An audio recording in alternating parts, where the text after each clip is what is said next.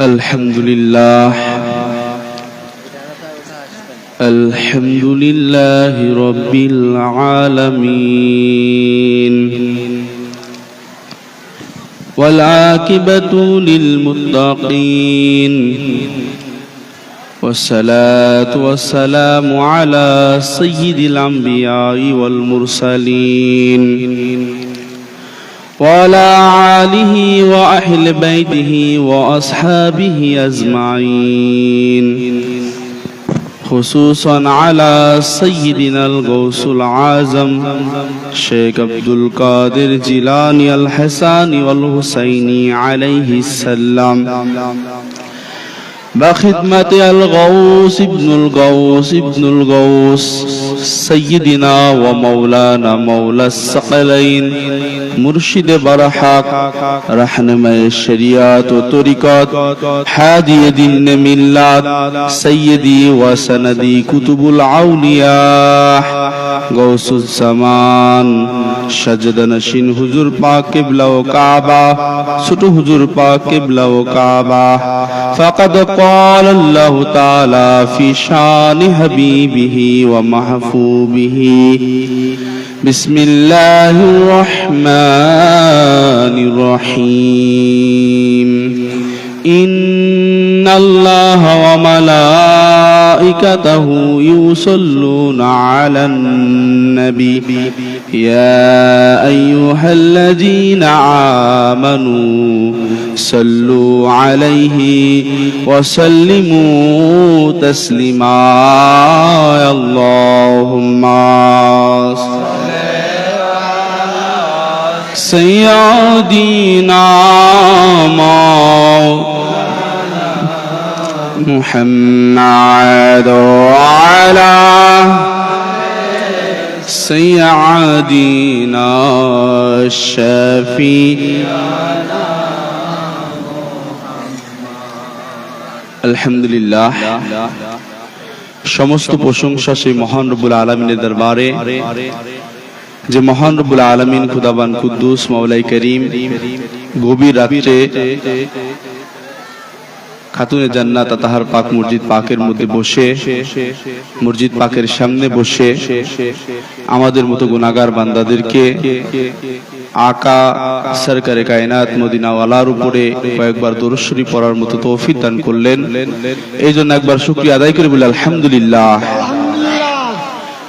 লক্ষ কোটি দরুদ ও সালাম আকাই নামদার তাজদারে কায়নাত দো জাহানের বাদশা ওনার পবিত্র দরবার পাকে এবং তিরারি লাগতে জিগার কলিজার টুকরা নয়নের মনি সাইয়্যিদাতুন নিসা ফাতেমা সালামুল্লাহ আলাইহা মাওলা আলী শেরে খুদা ইমামে হাসান ও হুসাইন আলাইহিমুস সালাম সহ কারবালাতে যিনারা শাহাদত বরণ করেছেন মাওলাই করিম প্রত্যেকের দরবারে আমাদের গুনাহগারদের পক্ষ থেকে লক্ষ কোটি দরুদ ও সালাম কবুল করুক সকলে বলে আমিন। আমি সর্বপ্রথম আমার দুই মালিক পাক বর্তমান যিনারা আছেন সাজ্জাদা নশীন হুজুর পাক কিবলা ও কাবা ছোট হুজুর পাক কিবলা ও কাবা ওনাদের কদম মোবারকে লক্ষ কোটি সেজদা আরজ করছি। আপনারা দীর্ঘ রাত এই পবিত্র মাহফিলে বসে আলোচনা শুনছেন। আমার পরেও আরো আমার দুইজন উস্তাদ মাওলানা মুফতি মোহাম্মদ রকুনউদ্দিন কাদরি সাহেব এবং মাওলানা মোহাম্মদ লুৎফর রহমান কাদরি সাহেব আপনাদের মাঝে গুরুত্বপূর্ণ আলোচনা করবেন। আমি আপনাদের মাঝে একটা আয়াত নিয়ে আলোচনা করব যে আয়াতটা সূরা কাহাফের 110 নম্বর আয়াত। কুল ইন্নামা আনা বাশারুম মিসলুকুম। সাধারণত এই আয়াতটা দ্বারা এখন আমাদের সমাজে মানুষ বা অন্যান্য আলেম আপনাদেরকে আমাদেরকে গুমরাহির দিকে ডাকতেছে। এই আয়াতটার অর্থ হচ্ছে কুল ইন্নামা আনা বাশারুম মিসলুকুম, যে হাবিব আপনি বলে দিন, কি বলে দিন, যে আমি তো তোমাদের মতোই একজন মানুষ, আমার কাছে ওহী এসেছে, তোমাদের কাছে ওহী আসে নাই।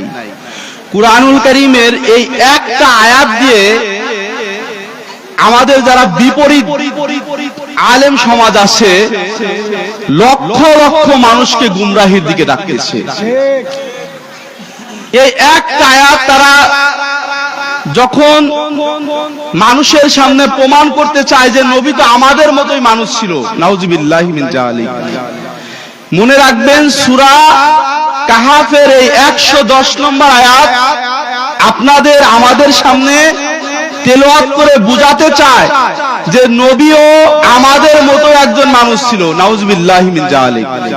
আমি এই আয়াতটা আপনাদের মাঝে আরো 3খানা আয়াত দ্বারা খণ্ডন করব যে আমার নবী দু জাহানের বাদশা, আমার নবীর সমতুল্য এই পৃথিবীতে আল্লাহ পাক কাউকে সৃষ্টি করেন নাই। কিন্তু তারা প্রথমে কি করে, তারা বলে কুল ইন্নামা আনা বাশারুম মিসলুকুম। আল্লাহ তো কোরআনেই বলতে বলেছেন, হাবিব আপনি বলুন আমি তো তোমাদের মতোই মানুষ। তারা এই আয়াত আমাদের সামনে দলিল পেশ করে। এখন আপনিও তো কোরআন, যখন কোরআনের এই আয়াত দেখবেন, তখন আপনি যখন কোরআনের এই আয়াত পড়বেন, আপনি তো সরল সোজা ভাবে অনুবাদ নেবেন যে আসলেই তো আল্লাহ বলতেছে হাবিব আপনি বলুন আমি তো তোমাদের মতোই মানুষ। এখন এইটা দেখে আপনি আমি বা যারা আমরা একটু সাধারণ মানুষ, আমরা তাদের সামনে কি হয়ে যাই, চুপ হয়ে যাই। আমরা কি করি, ঈমানটাকে বিলিয়ে দিয়ে আসি। কিন্তু এই জায়গার মধ্যে যে আমার আল্লাহ পাক তার হাবিবকে বলতেছেন যে হে হাবিব আপনি বলুন যে কুল ইন্নামা আনা বাশারুম মিসলুকুম, আমি তো তোমাদের মতোই মানুষ।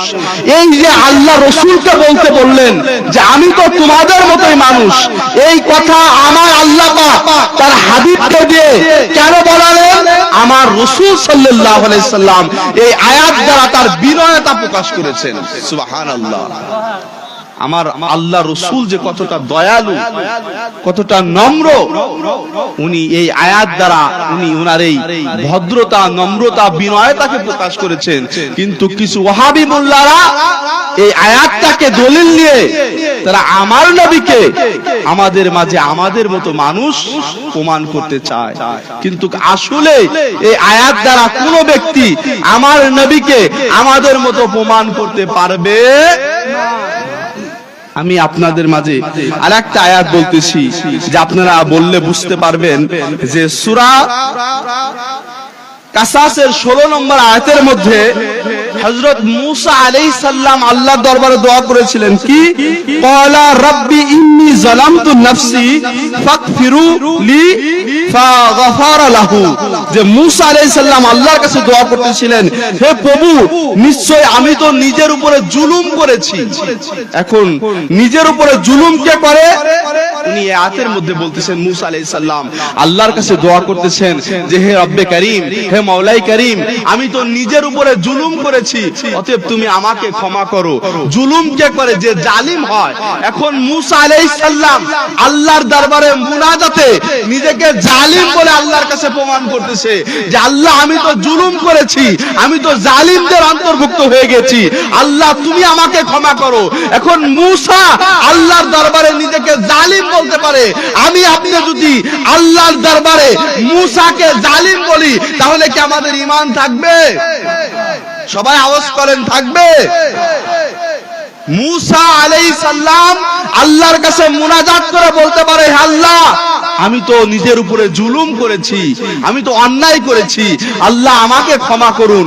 এটা মূসা আলাইহিস সালাম আল্লাহর দরবারে নিজের বিনয়তা প্রকাশ করার জন্য, নিজের উদারতা প্রকাশ করার জন্য, নিজের নম্রতা প্রকাশ করার জন্য মূসা আলাইহিস সালাম আল্লাহর কাছে এই দোয়া করেছেন যে আল্লাহ আমি তো জালিমদের অন্তর্ভুক্ত হয়ে গেছি, আল্লাহ তুমি আমাদেরকে ক্ষমা করো বা আমাকে ক্ষমা করো।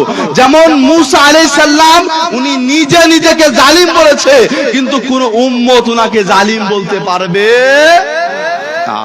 ঠিক আমার নবীও আল্লাহর দরবারে আমার আল্লাহ বলেছে, হাবিব আপনি তো বলুন যে আমি তোমাদের মতোই মানুষ। এটা একমাত্র আমার নবী বলতে পারবে আমি তোমাদের মতো মানুষ। কিন্তু কোন আলেম যদি এই আয়াত নিয়ে বলে যে আমার নবী তো বলেছে আমি তোমাদের মতো মানুষ, তাহলে নবী আমাদের মতোই মানুষ হবে, তাহলে ওই আলম কত ভুষ্ট হয়ে যাবে। কেন? আমার নবী একমাত্র খাস বলতে পারবে যে আমি তো তোমাদের মতো মানুষ, আর কেউ এই কথা বলতে পারবে না।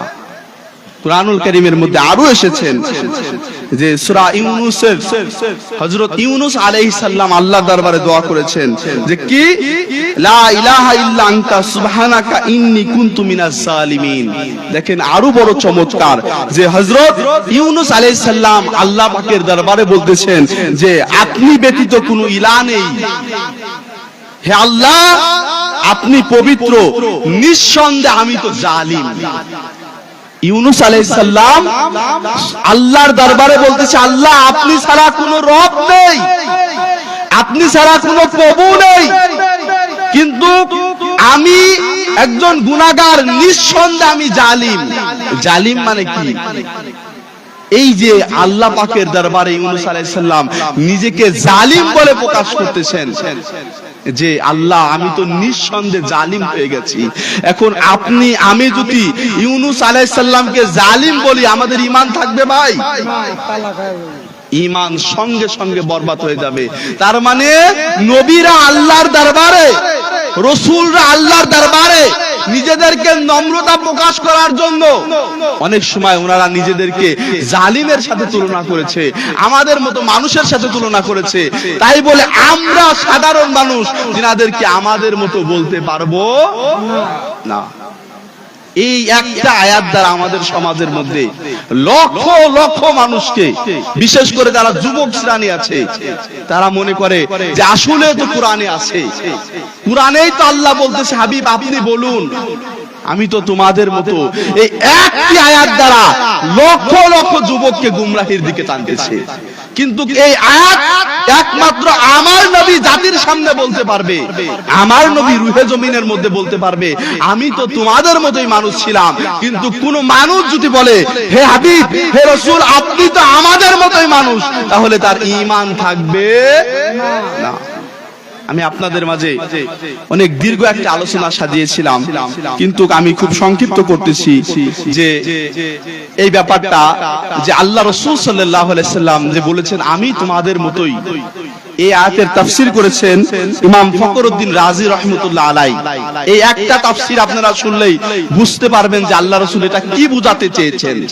ইমাম ফখরউদ্দীন রাজি বলতেছেন যে আল্লাহ পাক যে বললেন হে নবী আপনি বলুন আমি তো তোমাদের মতোই, উক্ত আয়াতে আল্লাহ রাসূল সাল্লাল্লাহু আলাইহি সাল্লামকে মানুষের মধ্যে বাশার বলার উদ্দেশ্য হচ্ছে আমার নবীর বিনয়তা প্রকাশ করা। সুবহানাল্লাহ। উনি উদাহরণ দিয়েছেন ফখরউদ্দীন রাজি, কি উদাহরণ দিয়েছেন? যে উনি উদাহরণ দিয়েছেন কোন রাজা তার প্রজাদের সামনে যদি বলে যে আমি তো তোমাদেরই গোলাম, ভাই রাজারা বলে না, রাজারা প্রজাদেরকে বলে না যে আমি তো তোমাদেরই গোলাম, বা এমপি চেয়ারম্যানেরা বলে না যে আমি তো আপনাদেরই গোলাম, আপনাদের কাজে আপনাদের খেদমতে আছি। এখন রাজারা যখন বলে যে আমি তো তোমাদেরই গোলাম, কিন্তু কোন প্রজা যদি বলে এই গোলাম এদিকে আসো, রাজাকে বলে, ওই গোলাম কি অস্তিত্ব থাকবে?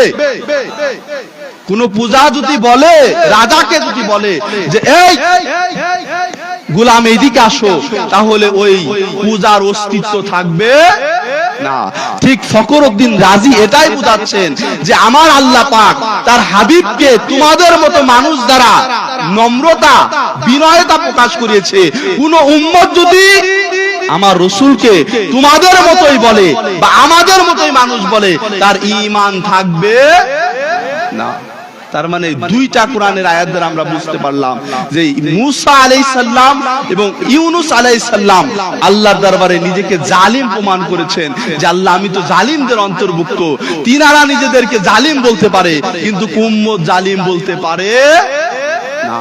এখন যে মৌলবী বলে যে নবী তো আমাদের মতোই মানুষ ছিল, নাউযুবিল্লাহি মিন যালিক, আমরা আরেকটা বিষয় জানতে পারি যে যারা বলে যে নবী তো আমাদের মতোই মানুষ ছিল, আস্তাগফিরুল্লাহ, যে আমরা যদি দেখি যে চেহারার দিক দিয়ে আমার নবী কেমন ছিলেন।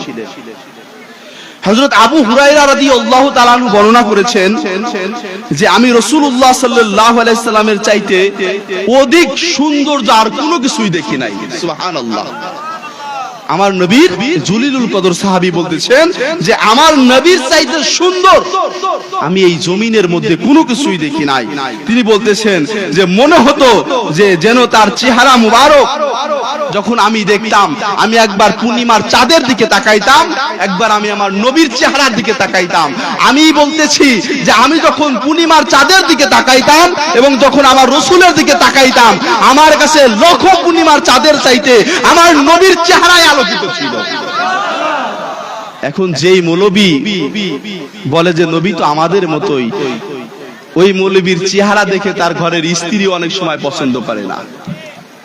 আর আমার নবীকে হযরত আবু হুরায়রা রাদিয়াল্লাহু তাআলা আনহু বলতেছেন যে আমি যখন রাসূলের চেহারা মোবারক দেখেছি, তখন আমি একবার পূর্ণিমার চাঁদের দিকে তাকাই, আবার রাসূলের দিকে তাকাই, আমার কাছে মনে হয় যে লক্ষ পূর্ণিমার চাঁদ আমার নবীর চেহারার কাছে কোনো কিছুই না। তারপরে হযরত জাবের ইবনে সামুরা রাদিয়াল্লাহু তাআলা আনহু থেকে বর্ণিত, তিনি বলেন যে একদা পূর্ণিমা রাতে আমি রাসূলুল্লাহ সাল্লাল্লাহু আলাইহি ওয়াসাল্লামকে দেখতে পেলাম। সাধারণত আমরা জানি যে পূর্ণিমা রাতটা আলোকিত থাকে। ওই রাতে আমি রাসূলুল্লাহ সাল্লাল্লাহু আলাইহি ওয়াসাল্লামকে দেখতে পেলাম, তার গায়ে একটা রেশমি কাপড় ছিল, চাদর ছিল। আমি একবার রাসূলুল্লাহর দিকে তাকাই, আবার ওই পূর্ণিমার চাঁদের দিকে তাকাই। আমি একবার রাসূলুল্লাহর দিকে তাকাই, আবার পূর্ণিমার চাঁদের দিকে তাকাই।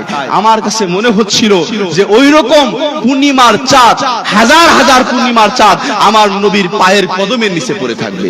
সুবহানাল্লাহ।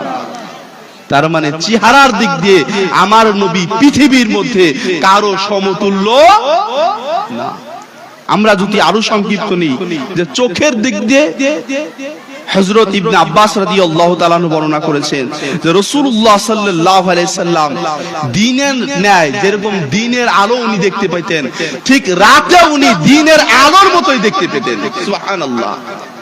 আমার নবী যেমন রাতে অন্ধকার এবং দিনে যেমন আলো, আমার নবী দিনে যেভাবে পরিষ্কার দেখতেন, আমার নবী রাতেও ঠিক দিনের আলোর মতোই পরিষ্কার দেখতেন। সুবহানাল্লাহ। কি আজীব নবী। আর আমরা সন্ধ্যার পরেই লাইট ছাড়া ঘর থেকে বের হতে পারি না, আর এই উম্মতই বলে যে নবী নাকি আমাদের মতোই ছিল। নাউজুবিল্লাহি মিন যালিক। আমার নবী দু জাহানের বাদশা ছিলেন। শুধু কি তাই, শোভনের দিক দিয়ে আমার নবী যদি এই মায়ের মসজিদ থেকে কোন ব্যক্তি যদি আমার নবীকে ইয়া নবী সালাম আলাইকা বলে, আমার নবীকে ইয়া রাসূলুল্লাহ বলে ডাক দেয়, আমার নবীকে যদি ইয়া হাবিবুল্লাহ বলে ডাক দেয়, মায়ের মসজিদ থেকে ডাক দিলেও আমার নবী মদিনা মুনাওয়ারা থেকে শুনতে পায়। সুবহানাল্লাহ। আর মৌলবী যারা বলে নবী আমাদের মতো, আমি আমার মতো করে বলতেছি যে যারা বলে নবী আমাদের মতো, তারা এখান থেকে আওয়াজ করলে একটু দূর থেকে তাদের আওয়াজ শোনা যায় না, আর সেই মৌলবীরাই বলে যে নবী আমাদের মতো। আপনি যদি ঘামের দিক দিয়ে দেখেন, হযরত উম্মে সুলাইম রাদিয়াল্লাহু তাআলা আনহা উনি বর্ণনা করেছেন যে আমার নবী একদিন বিছানাতে শুয়েছিলেন, গরমের মধ্যে আমার নবী ঘামতেছিলেন। হযরত আনাস রাদিয়াল্লাহু তাআলা আনহুর আম্মা জান উনি কি করতেছেন, আমার নবীর ওই ঘাম মুবারক গুলো শিশিরের মধ্যে ভরতেছিলেন। আমার নবী তখন ওনাকে বলতেছিলেন যে তুমি এটা কি করতেছো? তখন তিনি বলতেছি ইয়া রাসূলুল্লাহ সাল্লাল্লাহু আলাইহি সাল্লাম, আপনার ঘাম মুবারক আমি শিশিরের মধ্যে ভরতেছি। কেন? যে ইয়া রাসূলুল্লাহ সাল্লাল্লাহু আলাইহি সাল্লাম, আপনার ঘাম মুবারক আমরা কি করব? আমরা আতর হিসাবে ব্যবহার করব। সুবহানাল্লাহ। ইয়া রাসূলুল্লাহ, আপনার ঘাম মুবারক, আমার নবীর ঘাম মুবারক মিশকে আম্বারার চাইতে সুঘ্রাণ ছিল। সাহাবায়ে কেরাম আমার নবী যখন ওযু করতেন, হাদিসের মধ্যে বুখারী মুসলিমের মধ্যে এসেছে যে সাহাবায়ে কেরাম আমার নবীর কি করতেন, ওযুর পানিগুলো যখন আমার নবী হাত ধুতেন, মুখ ধুতেন, পা ধুতেন, আমার নবী যখন মাথা মাসহ করতেন, সাহাবায়ে কেরাম আমার নবীর ওযুর পানিগুলো নেওয়ার জন্য কারাকারি করতেন। সুবহানাল্লাহ। আল্লাহু আকবার। আমার নবী ওযুর পানি নেওয়ার জন্য সাহাবায়ে কেরাম কারাকারি করতেন। হাদিসের মধ্যে এসেছে যেই সাহাবী আমার নবীর ওযুর পানি পেতেন আর যেই সাহাবী পেতেন না, ওই সাহাবী এসে যেই সাহাবী পেয়েছেন তার হাতের সাথে হাত কি করতেন, লাগিয়ে তিনি ওই আজিব তাবারকের অংশধারী হতেন। সুবহানাল্লাহ। এই যে আমার নবীর ওজুর পানি মুবারক, আমার নবীর ঘাম মুবারক, আমার নবী যখন চুল কাটতেন, বুখারী মুসলিমের মধ্যে এসেছে সাহাবায়ে কিরাম চতুর্পাশে ঘোরাঘুরি করতেন। একটা চুল যদি কারো হাতের মধ্যে পড়তো, যে সাহাবায়ে কিরাম বর্ণনা করেছেন যে কারো কাছে যদি আমার নবীর একটা চুল মুবারক থাকতো, পৃথিবীর মধ্যে আমরাই সবচেয়ে দামি মনে করতাম। সুবহানাল্লাহ। যার কাছে আমার নবীর একটা চুল মুবারক থাকতো, আমরা মনে করতাম যে পৃথিবীর মধ্যে আমাদের কাছে সবচাইতে দামি সম্পত্তি রয়েছে। তাহলে চুলের দিক দিয়েও রাসূল আমাদের মতো নয়, ঘামের দিক দিয়েও রাসূল আমাদের মতো নয়, চেহারার দিক দিয়েও রাসূল আমাদের মতো নয়, শ্রবণ দৃষ্টির দিক দিয়ে রাসূল আমাদের মতো নয়, পিসাবের দিক দিয়েও রাসূল আমাদের মতো নয়। আমার নবীর পিসাব মুবারক এক সাহাবী পান করে ফেলেছিল। আমার নবী তাকে বলেছিল যে তুমি যেহেতু আমার পিসাব মুবারক পান করে ফেলেছো, জাহান্নামের আগুন তোমাকে পুরাইতে পারবে না। এই মৌলবীরা বুখারী মুসলিমের হাদিসকে ওভারটেক করে তারা কেমনে বলে যে নবী আমাদের মতো মানুষ? যেই জায়গা সাহাবায়ে কিরাম আমার নবীর ঘাম মুবারক নিয়ে, আমার নবীর চুল মুবারক নিয়ে, আমার নবীর ওজুর পানি মুবারক নিয়ে, আমার নবীর নখ মুবারক নিয়ে, বুখারী শরীফের মধ্যে এসেছে আমার নবী যখন থুতু ফেলতেন, সাহাবায়ে কিরাম সেই থুতুকে জমিনের মধ্যে ফেলতে দিতেন না, জমিনের আগে পড়ার আগে তারা হাতে নিয়ে চোখে এবং মুখে মালিশ করতেন। সুবহানাল্লাহ। আপনি যদি আকল দিয়ে বলেন, আকল আপনাকে বলবে ঘাম। আপনি যদি বিবেক দিয়ে বলেন, বিবেক আপনাকে বলবে চুল। আপনি যদি দলিলের দিকে যান, দলিল আপনাকে বলবে শুধু চুল, কিন্তু আকল আপনাকে বলবে শুধু চুল, বিবেক আপনাকে বলবে শুধু চুল। কিন্তু আপনি যদি মহাব্বত তাজিমের চোখ দিয়ে দেখান, আপনার তাজিম, আপনার মহাব্বত, আপনার আপনার প্রেম আপনাকে বলবে যে না, এটা মস্তফার গান মুবারক, এটা আমার রাসূলের চুল মুবারক, এটা আমার রাসূলের ওজুর পানি মুবারক, এটা সাধারণ ওজুর পানি হতে পারে না, এটা মেশকে আম্বারার চাইতে সুগ্রাণ হয়ে গেছে। মহব্বত তাজিম সাহাবায়ে কিরাম আমার নবীকে দলিল দিয়ে মহব্বত করেন নাই। যদি দলিল দিয়ে মহব্বত করতেন, আমার নবীর ওজুর পানি কখনো সাহাবায়ে কিরাম নেওয়ার জন্য কারাকারি করতেন না। যদি দলিল দিয়ে মহব্বত করতেন, তো সাহাবায়ে কিরাম আমার নবীর চুল মুবারক নেওয়ার জন্য কারাকারি করতেন না। যদি দলিল দিয়ে মহব্বত করতেন, সাহাবায়ে কিরাম আমার নবীর ঘাম মুবারক নেওয়ার জন্য পাগল থাকতেন না। সাহাবায়ে কিরাম দলিলের দিকে না তাকিয়ে, সাহাবায়ে কিরাম ইশকের দিকে তাকিয়ে, মহব্বতের দিকে তাকিয়ে, প্রেমের দিকে তাকিয়ে সাহাবায়ে কিরাম আমার নবীকে নিজের জানের চাইতে বেশি মহব্বত করেছেন। তার মানে ঘাম মুবারকের দিক দিয়ে নবীর তুলনা পৃথিবীতে কারো সাথে নয়। যেই মৌলবী বলবে যে নবী আমাদের মতোই মানুষ ছিল, সেই মৌলবী যখন ঘামবে, ওই মৌলবী গোসল না করা পর্যন্ত তার ঘরের স্ত্রীও তার পাশে যাবে না। যাবে ভাই? ওই মৌলবী ঘামলে তার শরীর দিয়ে কি করবে? দুর্গন্ধ বের হবে। আর আমার নবী ঘামলে আমার নবীর ঘাম দিয়ে মেশকে আম্বারার চাইতে সুঘ্রাণ বের হতো। সেই নবী কেমনে আমাদের মতো হয়? কিন্তু আজকে একটা আয়াত দিয়ে আমাদের সমাজে লক্ষ লক্ষ মানুষকে পথভ্রষ্ট করতেছে। এই জন্য আমার নবী হাদিসে বুখারীর মধ্যে বলেছে যে কি, সে জামানার মধ্যে ইমানকে বাঁচানোর জন্য, ইমানকে রক্ষা করার জন্য, ইমানকে হেফাজত করার জন্য আমার নবী বলতেছেন যে ঈমান মদিনাতে পলায়ন করবে। ইয়া রাসূলুল্লাহ, পৃথিবীতে এত জায়গা থাকবে, এত মসজিদ থাকবে, এত মাদ্রাসা থাকবে, এত কোরআনের হাফেজ থাকবে, কিন্তু ঈমান শেষ জামানায় নিজেকে রক্ষা করার জন্য, নিজেকে বাঁচানোর জন্য কোন মসজিদে ঠাঁই পাবে না, কোন মাদ্রাসায় ঠাঁই পাবে না, কোন কোরআনের হাফেজের মধ্যে ঠাঁই পাবে না। ঈমান মদিনার দিকে পলায়ন করবে কেন? আমার নবী বলছে ঈমানের রাজধানী হচ্ছে মদিনাওয়ালা, ঈমানের জান হচ্ছে মদিনাওয়ালা, ঈমানের রূহ হচ্ছে মদিনাওয়ালা। যেই জায়গার মধ্যে মদিনাওয়ালা নেই, ওই জায়গার মধ্যে ঈমান নাই। আজকে থেকে আপনারা 5 বছর, 10 বছর, 15 বছর আগেও দেখেছেন যে জুম্মার নামাজের পরে যে সকল মসজিদে দাঁড়িয়ে আমার নবীকে ইয়া নবী সালাম আলাইকা বলা হতো, যে সমস্ত মসজিদে দাঁড়িয়ে আমার নবীকে ইয়া হাবিব সালাম আলাইকা বলা হতো, দাঁড়িয়ে বাড়িতে বাড়িতে মিলাদে মিলাদে আমার নবীকে ইয়া নবী সালাম আলাইকা বলা হতো। কিন্তু আজকে বড় আফসোসের বিষয় হচ্ছে ওই সমস্ত মসজিদে এখন ইয়া নবী সালাম আলাইকা বন্ধ হয়ে গিয়েছে, ইয়া রাসূল সালাম আলাইকা বন্ধ হয়ে গিয়েছে, ইয়া হাবিব সালাম আলাইকা বন্ধ হয়ে গেছে। তার মানে যখন মসজিদ থেকে ইয়া নবী সালাম আলাইকা বন্ধ হয়ে গেছে, ওই জায়গার মধ্যে আমার নবীর প্রেম নাই। আর আমার নবী বলতেছে যেই জায়গার মধ্যে আমার প্রেম নেই, আমার মহব্বত নেই, আমার ভালোবাসা নেই, আমার আদব নেই, ওই জায়গার মধ্যে ঈমানও নাই। কেন? ঈমানের রাজধানী হচ্ছে মদিনাওয়ালা, ঈমানের জান হচ্ছে মদিনাওয়ালা, ঈমানের প্রাণ হচ্ছে মদিনাওয়ালা। এই জন্য এখন ঘরে ঘরে কুরআনের হাফেজ হচ্ছে। আগের তুলনায় লক্ষ লক্ষ নামাজি বেড়ে গেছে, আগের তুলনায় শত শত মসজিদ বেড়ে গেছে, আগের তুলনায় শত শত মাদ্রাসা বেড়ে গেছে, আগের তুলনায় ঘরে ঘরে মুফতি মুহাদ্দিস বেড়ে গেছে। কিন্তু ঘরে ঘরে মুফতি বাড়লেও ঘরে ঘরে ঈমান নাই। ঘরে ঘরে কুরআনের হাফেজ বাড়লেও কুরআনের হাফেজদের মধ্যে আমার নবীর ঈমান, আমার নবীর মহব্বত, আমার নবীর ভালোবাসা যখন তাদের মধ্যে নেই, আমার নবী বলতেছেন সেই জায়গার মধ্যে আমার মহব্বত নেই, আমার তাজিম নেই, আমার প্রেম নেই, সে যদি কুরআনের হাফেজ হয়, মুফতি হয়, মুহাদ্দিস হয়, তার মধ্যে আমার নবীর মহব্বত না থাকলে তার মধ্যে ঈমান থাকবে না।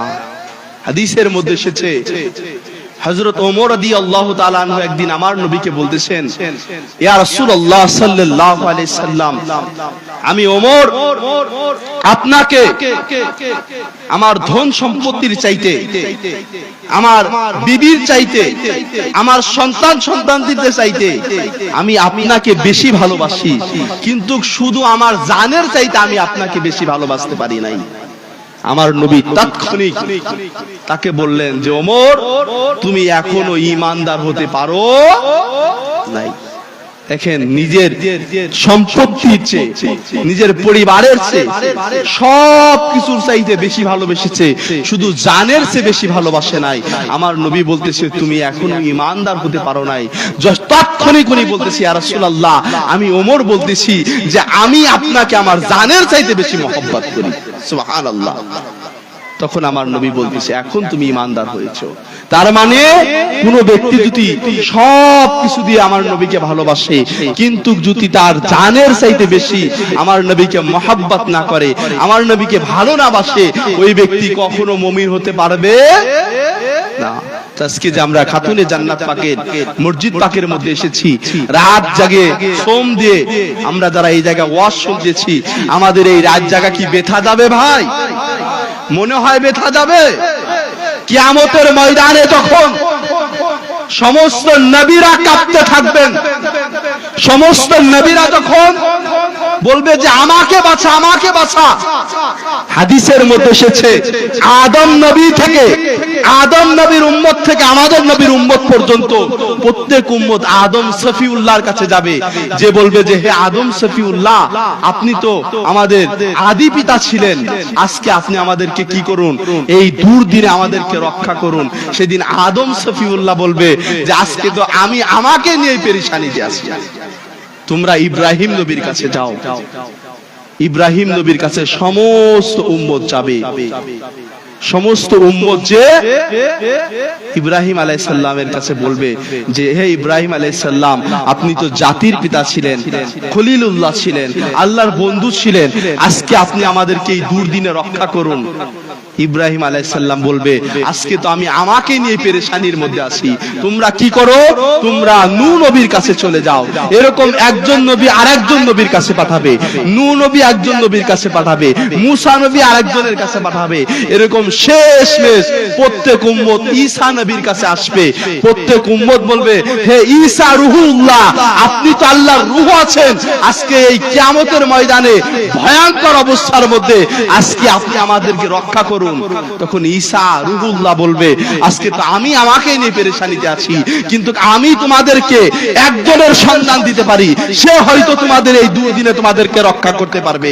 তখন ঈসা রূহুল্লাহ, তখন আমার আপনার নবী জনাবে মুহাম্মদ রাসূলুল্লাহ সাল্লাল্লাহু আলাইহি সাল্লামের নাম মুবারক বলে যে যাও যাও তোমরা ওই শেষ নবীর কাছে যাও, সে হয়তো তোমাদেরকে রক্ষা করতে পারে। আদম নবীর উম্মত থেকে হার উম্মত আমার নবীর কাছে কিয়ামতের ময়দানে আসবেন। আমার নবীর কাছে যখন এসে বলবেন যে ইয়া রাসূলুল্লাহ, আদম সফিউল্লাহর কাছে গিয়েছিলাম, মুসা কালিমুল্লাহর কাছে গিয়েছিলাম, ঈসা রূহুল্লাহর কাছে গিয়েছিলাম, ইব্রাহিম খলিলুল্লাহর কাছে গিয়েছিলাম, ইয়া রাসূলুল্লাহ কেউ আজকে আমাদেরকে রক্ষা করতে পারে নাই, সর্বশেষ আশার আলো নিয়ে আপনার কদমে নিচে এসেছি। আমার নবী বলবেন, হাদিসের মধ্যে এসেছে, ও আনা খতিবুহুম, আমি আজকে খতিব হব এবং আমি তোমাদের কাছে রক্ষা করব। সুবহানাল্লাহ, কি আজীব বিষয়। আদম সফিউল্লাহ ফেল, ইব্রাহিম খলিলুল্লাহ ফেল, ঈসা রূহুল্লাহ ফেল, মুসা কালিমুল্লাহ ফেল, সমস্ত নবী যখন ফেল পেরেশানিতে থাকবেন, তখন আমার নবী দু জাহানের বাদশা সরকারে কায়নাত আমাদের হয়ে আল্লাহর আদালতে দাঁড়িয়ে বলবে যে হে রব্বে কারীম, এরা আমার উম্মত ছিল, এদেরকে তুমি জাহান্নামে দিতে পারো না। হাদিসের মধ্যে এসেছে যে আদম আলাইহিস সালাম দাঁড়িয়ে দেখতেছেন যে মানুষদেরকে জান্নাতে, কিছু মানুষদেরকে জান্নাতে পাঠানো হচ্ছে, কিছু মানুষদেরকে জাহান্নামে পাঠানো হচ্ছে। তো হঠাৎ করে হযরত আদম আলাইহিস সালাম দেখলেন যে আমার নবীর একজন উম্মতকে মিজানের পাল্লায় আমলনামা মাপার পরে তাকে জাহান্নামের দিকে নিয়ে যাচ্ছে। খেয়াল করে শুনবেন, আদম আলাইহিস সালাম যখন দেখলেন যে আমার নবীর উম্মতকে জাহান্নামের দিকে নিয়ে যাচ্ছে, তখন আদম আলাইহিস সালাম বলতেছেন, আহম্মদ, আমার নবীর একটা নাম আছে আহম্মদ, হে আহম্মদ, হে আহম্মদ তুমি কোথায়? আমার নবী বললেন, লাব্বাইক হে আদম সফিউল্লাহ। তখন আদম সফিউল্লাহ বলতেছে যে হে মুহাম্মদ সাল্লাল্লাহু আলাইহি সাল্লাম, আপনার ওই যে ওই উম্মতকে জাহান্নামের মধ্যে নিয়ে যাচ্ছে। দেখেন আমার নবী কতটা মায়ার নবী হবেন। তখন কি করবেন? আমার নবী পিস পিস হাঁটা দিবেন, ফেরেশতাদেরকে বলবেন, এই দাঁড়াও দাঁড়াও, তাকে জাহান্নামে নিও না। কিন্তু ফেরেশতারা তখন বলবে, আজকে তো আমরা আল্লাহর আনুগত্য করতেছি। তখন আমার নবী, হাদিসের মধ্যে এসেছে, আমার নবীর দাড়ি মুবারক ধরে আমার নবী দাঁড়িয়ে যাবেন যে আল্লাহ তুমি তো আমার কাছে ওয়াদা করেছিলে কিয়ামতের ময়দানে আমার উম্মতের ব্যাপারে আমাকে নিরাশ করবে না। তখন আমার আল্লাহ বলবে, এই ফেরেশতারা দাঁড়াও, আমার হাবিব কি বলে, আমার হাবিবের আনুগত্য করো। হাদিসের মধ্যে এসেছে যে তখন ফেরেশতারা দাঁড়াবে, আমার নবী বলবে তুমি আবার তার আমলনামা কি করো, আমলনামা আবার মিজানের পাল্লায় উঠাও। তখন তার আমলনামা আবার মিজানের পাল্লায় উঠানো হবে। তখন আমার নবী তার পকেট থেকে, হাদিসের মধ্যে এসেছে, একটা কাগজের টুকরা ওই আমলনামার পাল্লায় দিয়ে দেওয়ার সাথে সাথে মিজানের পাল্লায় তার আমলনামার পাল্লা লক্ষ গুণ ভারী হয়ে যাবে। তখন ফেরেশতারা বলবে কি ব্যাপার? তখন ফেরেশতার আমলনামা ভারী হওয়ার কারণে ফেরেশতারা তাকে জান্নাতে নিয়ে যাবেন। জান্নাতে যাওয়ার সময় ওই ব্যক্তি বলবেন যে হে ফেরেশতারা দাঁড়াও, আজকে যে দুর্দিনে আমার পিতা আমার পাশে নেই, আমার মাতা আমার পাশে নেই, আমার স্ত্রী আমার পাশে নেই, আমার সন্তান আমার পাশে নেই, আমার কোনো আত্মীয় স্বজন আমার পাশে নেই, আজকে আমি নির্ঘাত জাহান্নামে চলে গিয়েছিলাম, কিন্তু কে আমাকে ওই জায়গা থেকে নিশ্চিত জাহান্নাম থেকে আমাকে ফিরিয়ে আমার আমলনামা ভারী করে আমাকে জান্নাতে দিয়ে দিল? আমি একটু তার পরিচয় জানতে চাই। তখন ওই ব্যক্তি বলবেন যে আপনি কে? আজকে এই দুর্দিনে আমার পাশে কেউ দাঁড়ালো না, আপনি এসে দাঁড়ালেন।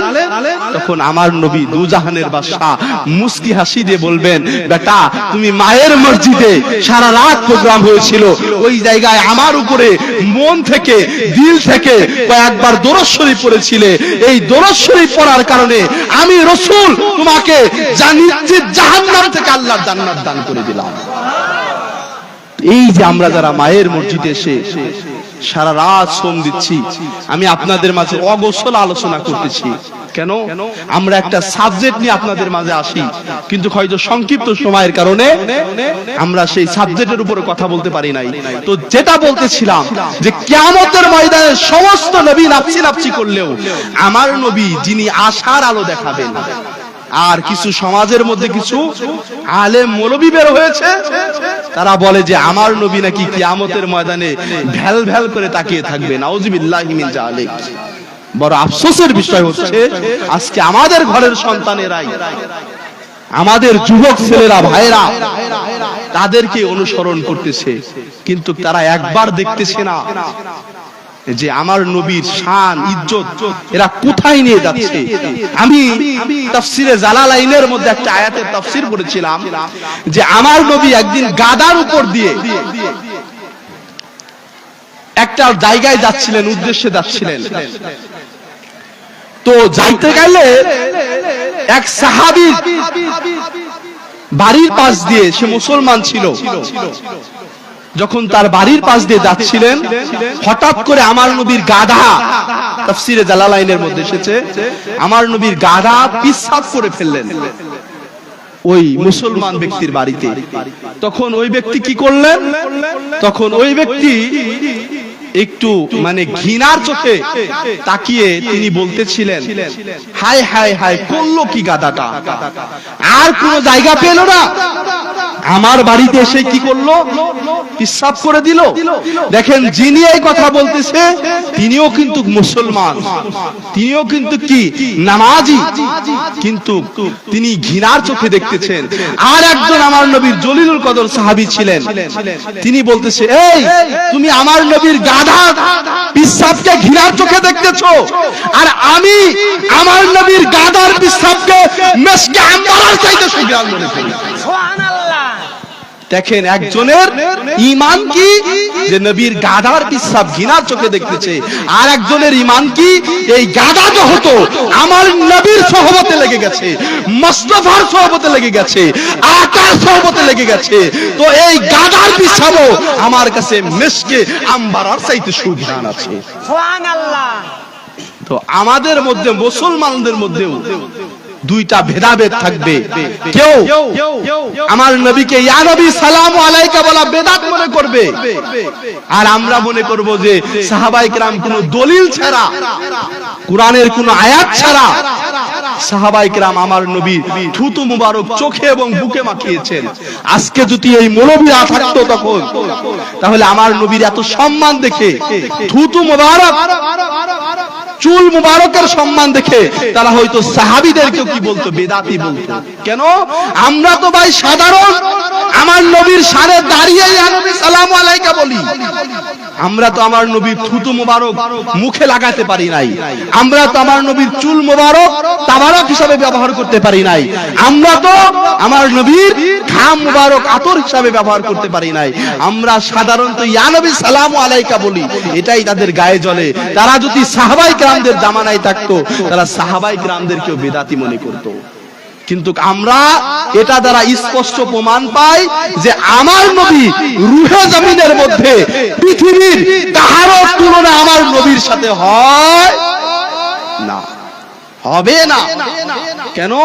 আমার নবী একমাত্র আশার আলো দেখাবেন, আমার নবী একমাত্র আমাদেরকে সেদিন নাজাত দিবেন। তাই আমার নবীরই কন্যা, কলিজার টুকরা, আপনারা এই হাদিস বারবার শুনেছেন যে আমার নবী বলেছে সাইয়্যিদাতুন নিসা ফাতেমা সালামুল্লাহ আলাইহা, তিনি হচ্ছেন সমস্ত জান্নাতি নারীদের রমণী হবেন, খাতুনে জান্নাত পাক। সুবহানাল্লাহ। তো আজকে যারা আমরা এই জায়গায় শ্রম দিয়েছি, আপনারা তো এই একটা রাত শ্রম দিলেন, কিন্তু যারা এই জান্নাতের বাগানটাকে সাজিয়েছেন তারা একটা রাত নয়, অগত আজ থেকে 1-1.5 মাস আগে থেকে তারা পরিশ্রম করে আসতেছেন, কষ্ট করে আসতেছেন, তারা ঘাম ঝরাচ্ছেন, তারা চেষ্টা করতেছেন কিভাবে এই মায়ের এই মাহফিলটা, মায়ের এই প্রোগ্রামটা কিভাবে সৌন্দর্য করা যায়। দেখেন আমার মায়ের কতটা ফজিলত বৈশিষ্ট্য যে আল্লাহর দরবারে আমাদেরকে শুকরিয়া আদায় করতে হয়। এইরকম একটা চর এলাকার মতো জায়গায় আমার মা খাতুনে জান্নাত পাক জান্নাতের তাকবীর, নারায়ে রিসালাত।